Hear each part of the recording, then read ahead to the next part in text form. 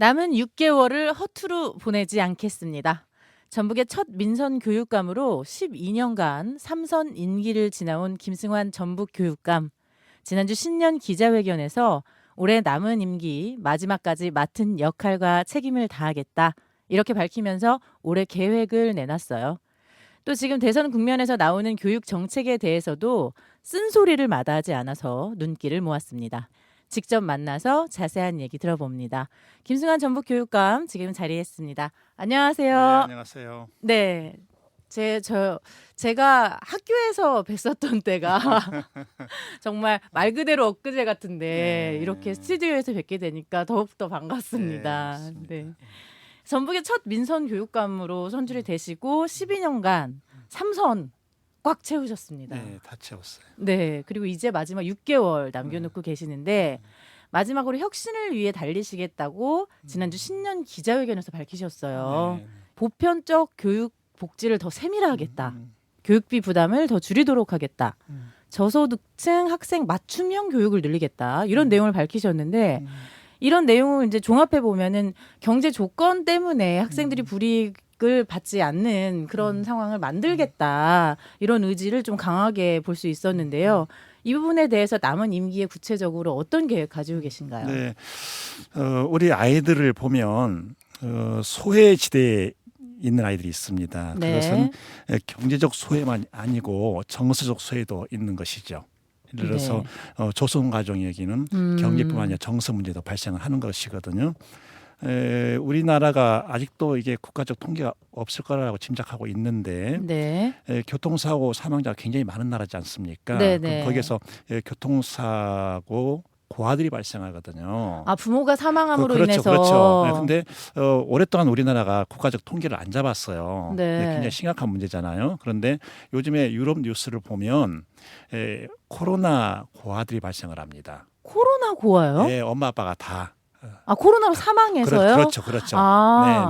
네. 그래서 이 코로나 위기가 만성화돼 가면서 그런 아이들이 점차 늘어날 거다. 충분히 예상할 수 있는데. 그렇죠. 네. 그래서 그런 그 현황을 정확하게 조사를 해서 거기에 맞는 복지 대책을 세워야 된다. 그런 뜻을 갖고 있는 것입니다. 네, 또 이제 조선 가정도 결국에는 경제적으로 어려움에 처한 분들이 네, 꽤 또 네. 많이 있고 네. 방금 말씀하신 코로나로 인해서 부모가 없게 된 아이들도 결국에는 경제적으로 힘들기 때문에 네, 이렇게 보편적 보육 복지에 대해서 조금 더 생각을 하시게 된 것 같습니다. 네, 이전의 개념만 가지고는 안 된다는 그런 뜻입니다. 네. 앞으로 조금 네. 좀 더 구체적으로 봐야 된다. 네. 전북 교육의 자존감도 회견 때 말씀을 하셨어요. 네. 이렇게 이제 교육의 공공성하고 복지 부분에서 지금 우리 전북이 다른 지역보다 조금 뒤지는 수준이다. 혹은 더 나은 수준이다. 이렇게 도민들이 어떻게 알고 있으면 될까요? 더 나은 수준이다. 아, 더 나은 수준이라고 알고 더 있으면 더 되나요? 나은 네, 수준이다. 나은 네. 수준이고 그리고 계속해서 이거 늘려 나가는 것이죠. 다만 학생들에게 어떤 지원을 하되 그것은 반드시 교육적이어야 한다라는 겁니다.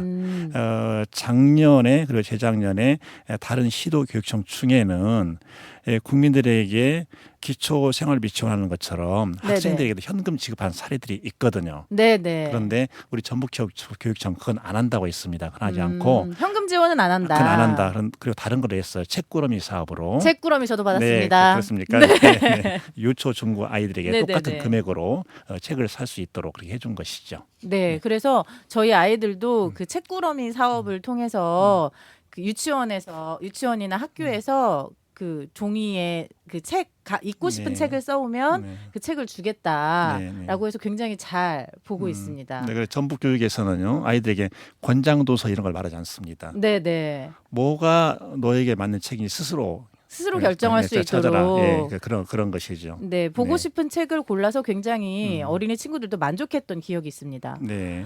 근데 지난 2년 정말 특별했죠. 코로나 사태 때문에 정말 전 세계적으로 아무도 네. 경험할 수 없는 경험을 하게 됐는데 코로나 위기 때 정말 당황스럽고 난감하셨을 것 같아요. 특히 네. 교육 쪽에서는 네, 네. 등교를 하느냐 마느냐 이 부분이 있기 때문에 이 시기를 지나면서 오히려 전북 교육청이 지난 이제 12년간 신념으로 목표로 삼아왔던 것들이 과연 틀리지 않았구나. 내가 맞게 가고 있었구나. 이런 걸 다시 한번 깨달을 수 있었다고 회견 때 소회를 밝히셨는데 어떤 부분에서 그렇게 느끼신 거예요? 이 2020년 초에 세계 과학자들이 공통적으로 했던 말이 있는데 이제는 이 코로나 바이러스와 인간이 공생할 수밖에 없다. 안고 사는 것이다.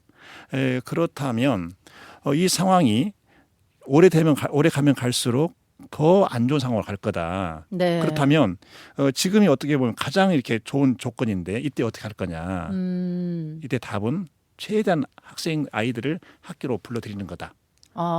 그래서 등교 수업을 하는 것이다.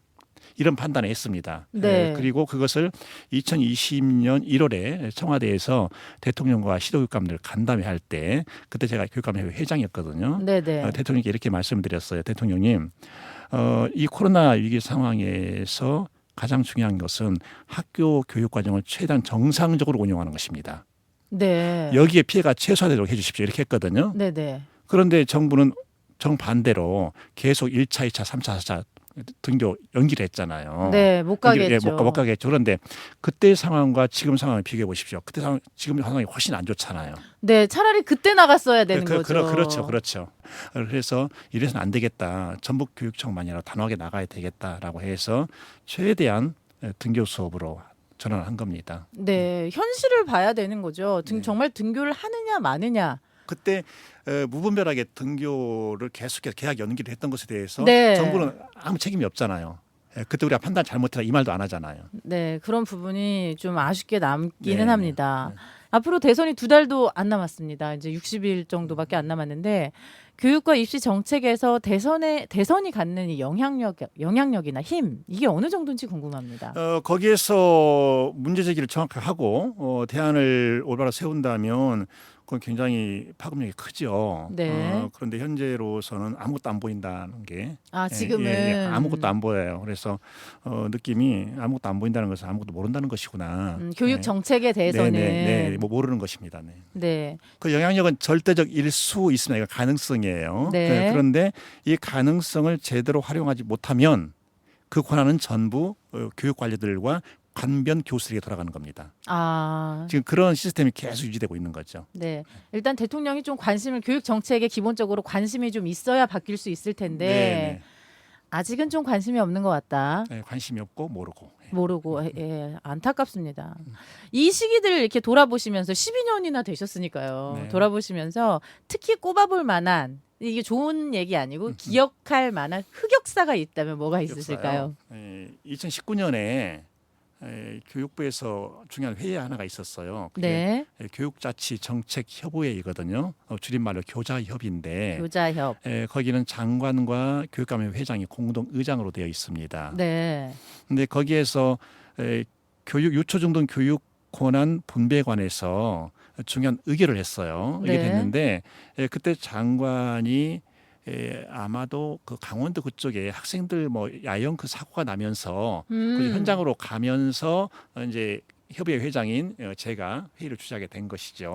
저 기억할 것 같아요. 네, 된 거예요. 그러면 그건 당연히 규정상 한 사람에서 다른 사람이 의장이 하는 거잖아요. 했는데 거기서 다 이렇게 토론 다 한 다음에 결론을 내렸어요. 근데 끝나고 나서 교육부 쪽에서 그 무효다 이렇게 하는 거예요. 네, 무효다.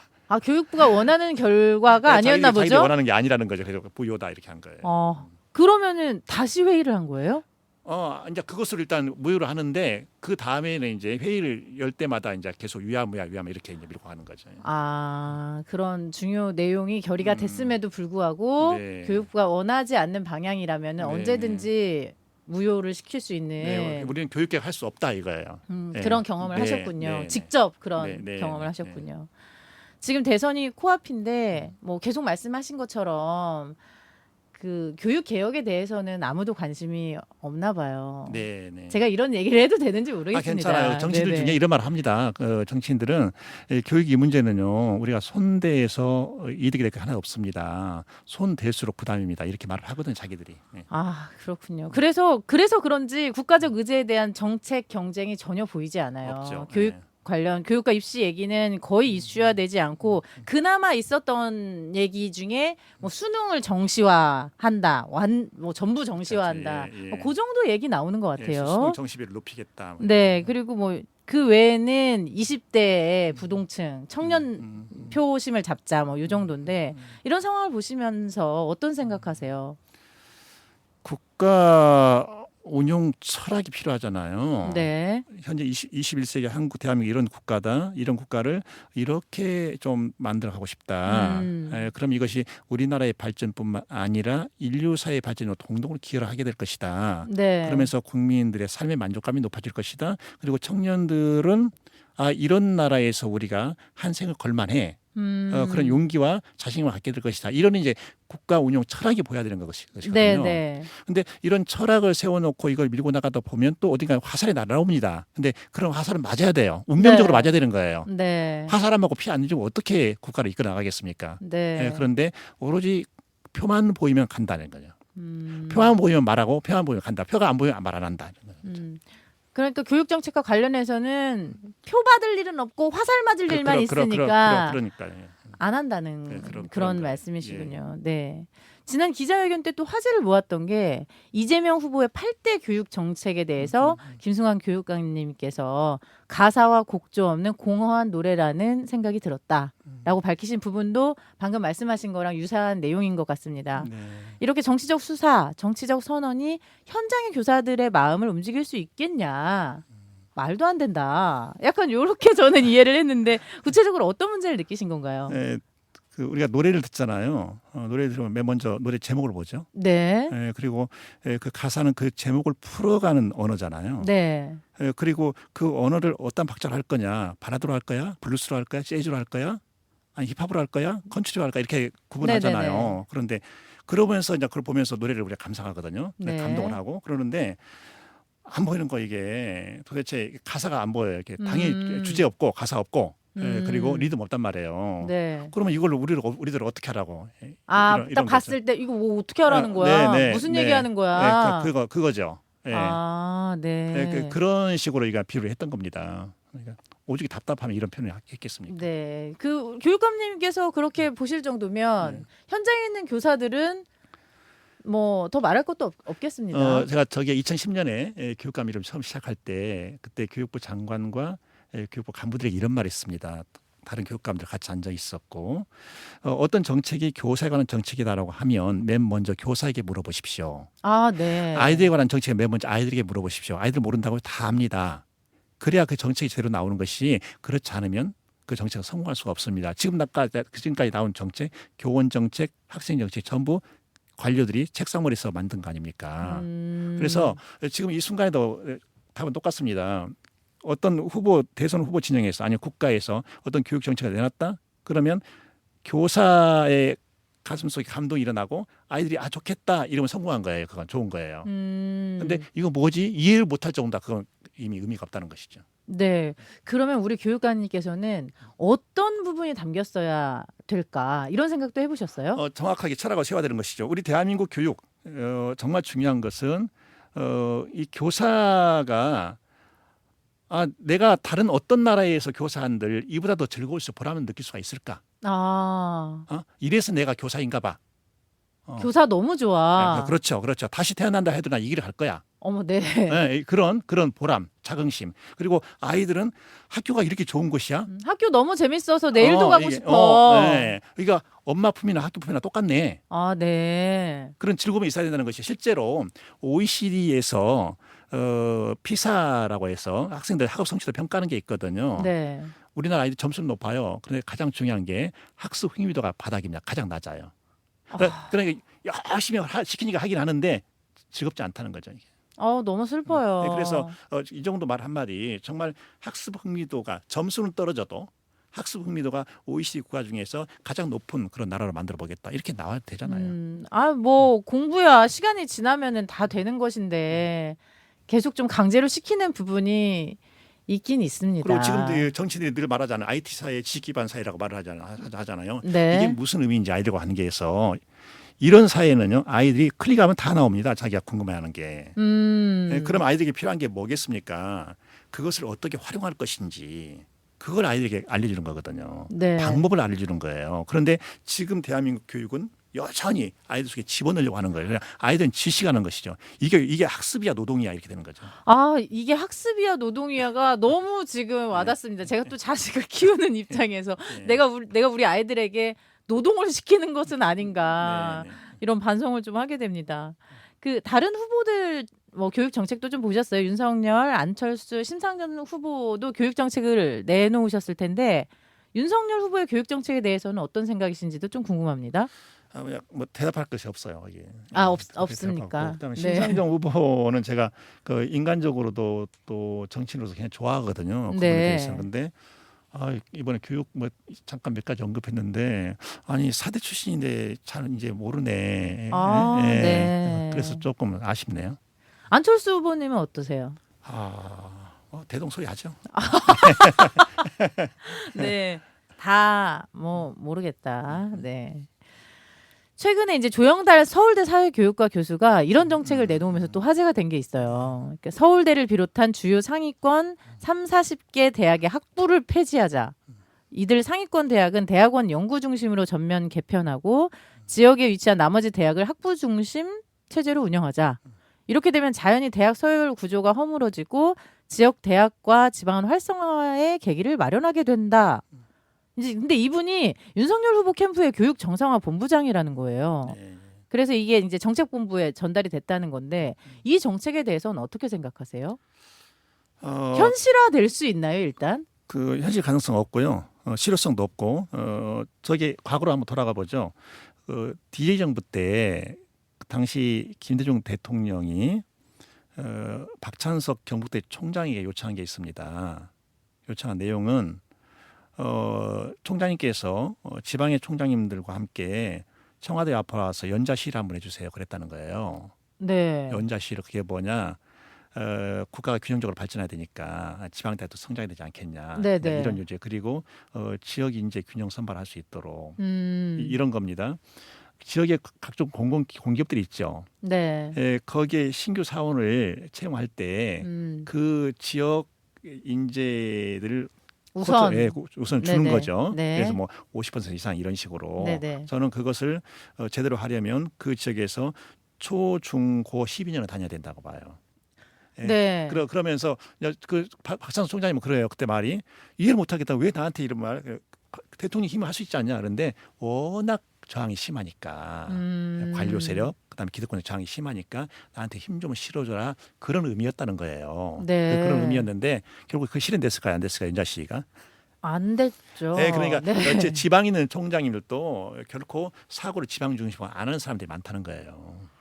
근데 지금은 이제 지역 인재 우선 채용이 좀 많아지고 있는 추세이기도 하고 네. 그리고 또 교육감님 방금 말씀하신 것처럼 초, 중, 고를 전부 지역에서 나와야 그게 진정한 또 지역 인재인 그렇죠. 거고 예, 예. 그리고 이제 정치인분들도 뭐 그런 분들 있잖아요. 내가 뭐 정읍의 뭐 딸이다. 이건 예를 든 거예요. 뭐 내 전주의 딸이다. 뭐 이렇게 하고 오시는 분들 보면은 낳기만 정읍 전주에서 낳고 다 서울에서 사신 분들인데 그런 것들도 약간 일맥상통한 내용. 그러니까 지역을 흉내만 내는 사람들이 지역 인재 채용이라고 들어오는 그런 거를 이제 막아야 된다는 말씀이시기도 한 거잖아요. 프랑스의 나폴레옹이 프랑스 사람이 아니잖아요.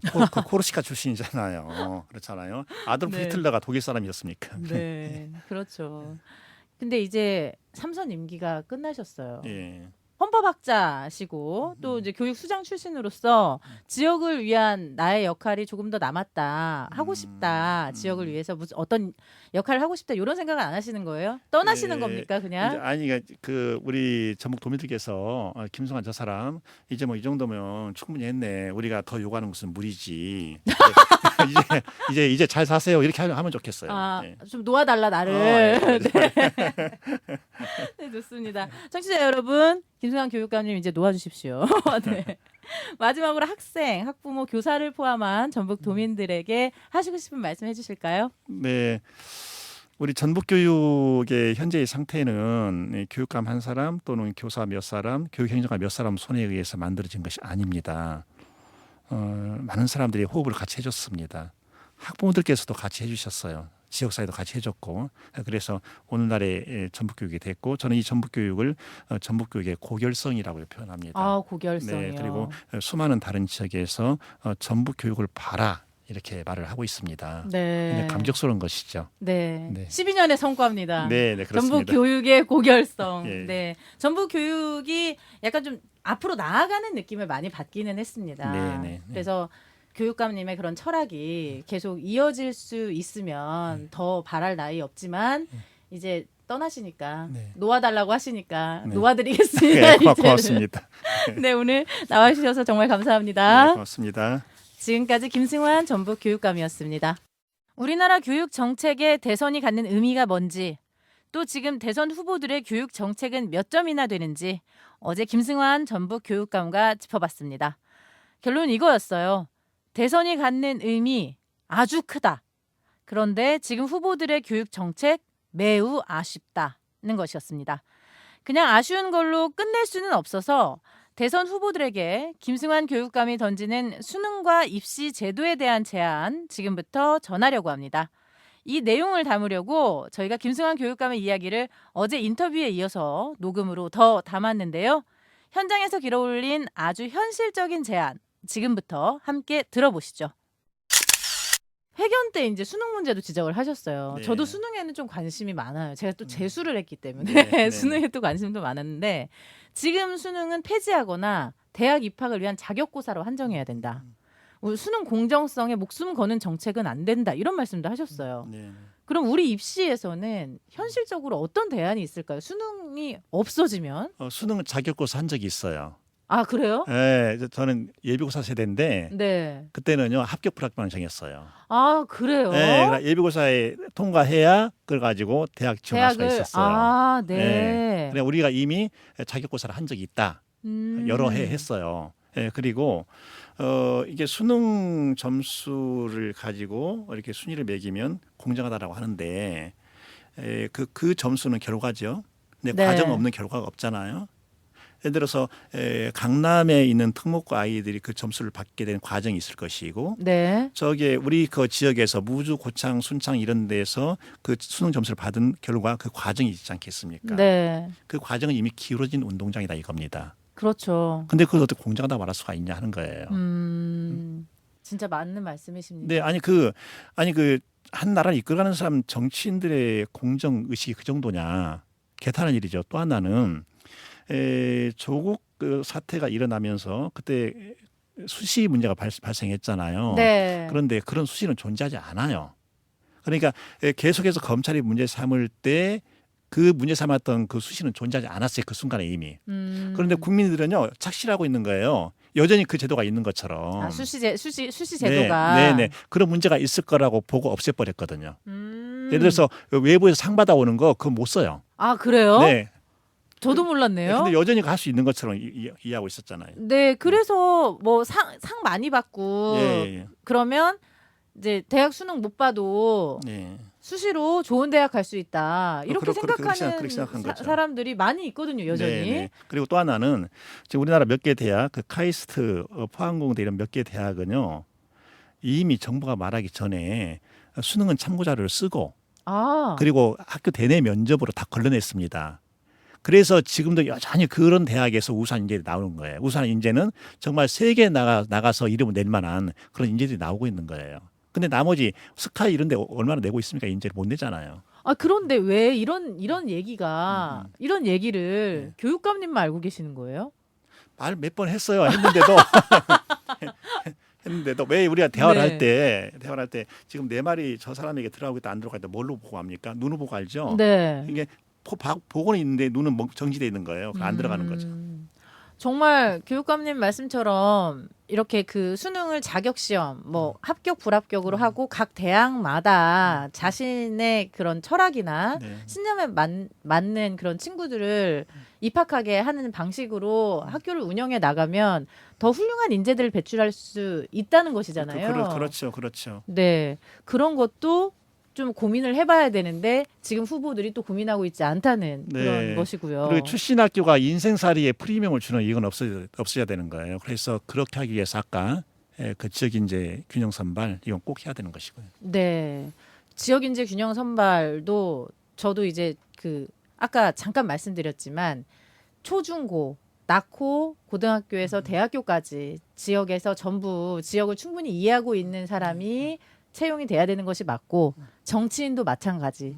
지역 사람이 지역을 가장 많이 이해하고 있기 때문에 그런 분들이 나아가는 게 맞다고 정말 저는 생각을 합니다. 그런 정책이 정말 만들어졌으면 좋겠어요. 네, 그래서 우리나라만 지금 서울 일국화가 진행되는 것이지 유럽 모든 나라가요. 이 용어가 있어요. 직주 근접, 직장과 주거는 가까운 곳에. 저희는 네. 직장은 되도록이면 따- 집에서 멀어야 성공하는 네. 약간 그런 느낌인데. 옛날에 뭐 기러기 아빠 나오다가 뭐 그 뒤로 이제 독수리 아빠까지 나왔잖아요. 독수리 아빠는 뭔가요? 기러기 아빠는 북경에 아이 보내놓고서 뭐 한 1년에 한두 번 다니는 그 기러기 아빠고 기러기 아빠는 다니는 횟수가 적어요. 독수리 아빠는 하루에 한 번이나 갔다 오는 거죠. 돈이 많으니까. 아, 아 돈이 많아서. 그러죠. 아 그렇군요. 그래도 독수리 아빠는 돈도 많고 아이들도 자주 볼 수 있고 하지만 자식들은 유학을 가 있고 네. 이런 겁니다. 네. 아까 이제 잠깐 말씀하신 것 중에 제가 또 인상 깊었던 게 고창이나 무주나 뭐 이런 그 속칭 이제 시골에서 네, 네. 공부한 친구들하고 서울 강남에서 공부한 친구들하고의 그 공부 시간이나 그런 여건들이 여건들이 다른데 그걸 공정하다고 하면서 수능으로 한 번에 결정하는 게 맞냐? 전 이 말에 굉장히 공감을 많이 했습니다. 진짜 선생님도 다르고 정말 여건이 완전 다르잖아요. 그런데도 그게 공정하다고 얘기를 했고 저도 거기에 속아서 그게 공정하다고 생각을 했었거든요. 여러 번 반성하게 됩니다. 그 공정의 개념을 그 올바르게 이해할 수 있는 한 가지 중요한 자료가 있는데요. 그 농어촌 특별 전형 있죠. 네네네. 농어촌 특별 전형. 네네. 그 학생들이 이제 서울에 몇몇 대학을 들어가잖아요. 전북대도 들어가고 하는데 궁금한 건 그 아이들이 그 정도 수준으로 따라갈 수 있을까 이거예요. 아, 그렇죠? 일단 네. 입학은 했지만 있을까 이거예요. 근데 그 법률가들은 항상 이렇게 증거를 보잖아요. 네. 있는지 없는지. 그래서 우연한 기회에 서울대 자연계열 교수 두 분하고 따로따로 이야기를 나눈 적이 있습니다. 그래서 주제는 그 농어촌 특별 특별전형으로 전형. 들어간 아이들 이렇게 똑같은 대답에 두 분이 처음에는요 이 아이들이 학교 들어오면은요 서울에 뭐 특목고 자사고 얘들 하늘과 땅입니다. 성적이 차이가 났는데 한 2학년쯤 되면서 이게 좁혀지기 시작합니다. 아 정말요? 그리고 3학년 정도 되면 그중에 한 3분의 1 정도, 그냥 농어촌 이하 3분의 1 정도가 앞으로 치고 나갑니다. 치고 나가기 시작하면 서울의 아이들이 못 따라옵니다. 얘네들을. 그 다음에 한 3분의 1, 5분의 1 정도는 결국은 못 따라갑니다. 이렇게 말을 하는 거예요. 저 지금 소름 돋았어요. 네, 그럼 그게 뭐겠어요? 계속해서 어려서부터 유치원부터 엄마 맞춤형 교육을 받다가 자기 생각 없이 교육을 받다가 그러다가 이제 어떻게 원하는 데 학교 갔단 말입니다. 네. 근데 거기서 중요한 것이 그 다음에 난 어떻게 하는 것이지 이거잖아요. 스스로 공부할 줄 모르는군요. 그렇죠. 자기주적 학습 능력이 없는 거예요. 이게 떨어지는 거예요. 그런데 그 농어촌에서 특별전형 하는 아이들은 공부로 시달려본 그런 경험이 별로 없어요. 그리고 스스로 공부할 수밖에 없어요. 여건이. 그런 거죠. 예. 네. 근데 굉장히 놀라운 거 아닙니까 그게? 그 정말 놀랍습니다. 저도 선입견을 가지고 있었던 게 그렇게 올라가면 따라갈 수 있겠어? 라는 생각이었거든요. 다 100명 다 그런 선입견을 갖게 됩니다. 네. 어떻게 따라가 그런 아이들. 네. 그러니까 정말 철저하게 시스템으로 교육을 받았던 친구들을 절대 따라잡을 수 없다라고 생각을 했는데 그게 아니었군요. 스스로 공부할 줄 아는 친구들은 올라가는군요. 일단 치고 나가면 누구도 못 따라간다는 겁니다. 그렇군요. 좋습니다. 오늘 굉장히 새로운 사실을 많이 알게 됐고 저도 교육과 관련해서는 우리 어린 친구들한테 그런 내용들을 좀 많이 얘기를 해줘야 되겠다. 너무 빠르게 가지 않아야 되겠다. 네네. 노동을 시키지 않아야 되겠다. 이런 생각이. 그래 자기만의 속도가 있어요. 아, 네. 그래서 우리 전북교육청에서는 학습 부진이라는 용어를 쓰지 않고 학습 더딤이라고 합니다. 학습 더딤이 네, 속도가 네, 다르기 네, 다르다. 때문에 예. 그렇군요. 저도 저희 아이들에게 모자라다고 얘기하지 않고 좀 늦는다라고 정도로 잘 얘기를 해보겠습니다. 또 수능 시험 출제에서 현장 교육 감각이 떨어지는 교수들을 다 빠져야 된다. 이런 말씀도 하셨어요. 교사들이 100% 참여해야 된다. 이렇게 얘기하셨는데 이제 최근에 그 수능 문제 중에 한 문제가 지금 잘못됐다고 해서 그 법원의 판결이 있었던 것도 있었어요. 네. 이제 교수들이 출제하면서 수능 시험이 좀 이상하게 왜곡됐다. 이렇게 보시는 건가요? 저도 교수 출신이죠. 네. 네. 이런 말씀하셔도 됩니까? 예, 근데 우리나라 교수들은요, 다 그런 거 아닌데 일부 그런 사람들이 있어요. 문제 어렵게 내면 자기가 실력 있는 것처럼. 아, 그래서 이번에 그런 문제 내신 거군요. 네, 그래서 그냥 고난도로 되잖아요. 또 이런 현실적인 이유는 있죠. 어쨌든 변별력이 필요하니까 한단 말이에요. 우리나라 아이들 그 시험 문제를 국제적인 수준으로 맞추잖아요. 네. 점수가 거의 상향으로 갈 거예요, 전부 다. 다 잘해. 한과들이 선수잖아요, 공부하기. 네, 잘하거든요. 맞습니다. 예, 그래서 이제 주세를 목적으로 이렇게 하는데 고등학교 교육이 정상화되려면 그 교과서 범위를 넘어가면 안 되는 거예요. 네, 그 안에서만 출제를 해야 되는 거죠. 100점 만점이 20분 나오더라도 그렇게 해야 되는 거예요. 나머지는 어떻게 할 거냐? 대학에서 걸러내야지. 대학 자신의 능력으로 이거잖아요. 네. 그런데 지금 요즘에 나온 거 보니까 그 고난도 출제를 하게 되면 엄단하겠다. 그만도 깜짝 놀랐어요. 깜짝 놀랐어요. 예? 자, 이거 이렇게 보세요. 네. 고난도인지 아닌지 어떤 기준으로 누가 판단할 거냐는 거예요. 그렇죠. 그리고 그 판단을 최종적으로 법원이 할 건데 법원이 그 판단을 인정하겠냐는 거예요. 네. 그리고 또 그 출제 교수나 이제 그 교사들의 출제 자유가 있는 건데 그거를 고난이도로 냈다고 엄단하겠다라는 말도 좀 납득하기가 어려워요. 그게 엄단이 아마도 5글자 줄임말 같은데 엄중한 처단. 예? 근데 그 정부가 처단권이 있습니까? 그러니까요. 처단권을 법원만 갖고 있는 것이지. 이런 황당한 언어들이 막 쏟아져 나오는 거예요. 네. 그렇습니다. 근데 교수님들이 좀 그걸 받아들이고 내려놓으실까요? 아니 그게 그것도 아니 그 수능 출제위원 되는 것이 교수의 권한이나 권리가 아니에요. 권한이나 권리도 그렇죠. 아닌데 위촉하니까 가서 일을 하는 거잖아요. 네. 위촉 안 하면 되겠네요. 안 하면 되는 거예요. 근데 쉬운 문제네요. 그러면요. 간단하죠. 예. 왜 가르치지 않으면서 문제는 하는 거예요. 네. 정말 맞는 말씀이십니다. 수능 이렇게 달라져야 한다. 김승환 교육감의 제안 어떻게 들으셨나요? 김승환 교육감의 입장이 다 정답은 아닐 수 있습니다. 다만 12년 전북의 교육을 이끌어온 수장이 교육 현장에서 직접 길어 올린 제안이니까요. 곧 있을 대통령 선거 그리고 교육감 선거 여기 나선 후보들이 자신의 입장을 구체화하는 데 좋은 참고로 삼기를 바랍니다.